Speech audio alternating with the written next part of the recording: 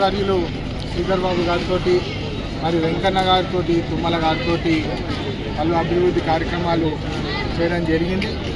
ముఖ్యంగా మీరందరూ చూస్తున్నారు, రాష్ట్ర వ్యాప్తంగా ప్రజాపాలన నడుస్తున్నది. చాలా సుఖంగా ఉన్నారు ప్రజలు. అన్ని గ్యారంటీలు ఏదైతే క్యాంపెయినింగ్ అప్పుడు చెప్పినామో దాని ప్రకారం మేము పనిచేస్తున్నాము.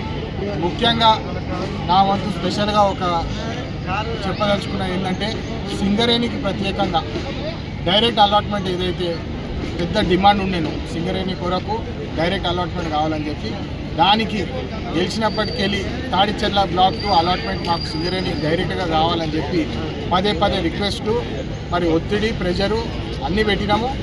ఇక శుభవార్త ఏంటంటే తాడిచెర్ల 2 అనౌన్స్ కావడం జరిగింది.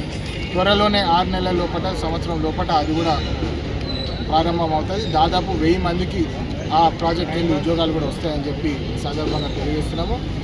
మొత్తానికి మంత్రి ప్రాంతాన్ని అభివృద్ధి బాటలో ఎట్లయితే శ్రీధర్ బాబు గారు కంకణం కట్టుకున్నారు, ఏదేమైనా మేము అభివృద్ధి చేసి తీరుతాము, ఎన్ని కష్టాలు వచ్చినా మేము ముందడుగు వేస్తామని చెప్పి వారి సహకారంతో అనేక అభివృద్ధి కార్యక్రమాలు చేస్తూ ఉంటాము. జై హింద్, జై తెలంగాణ.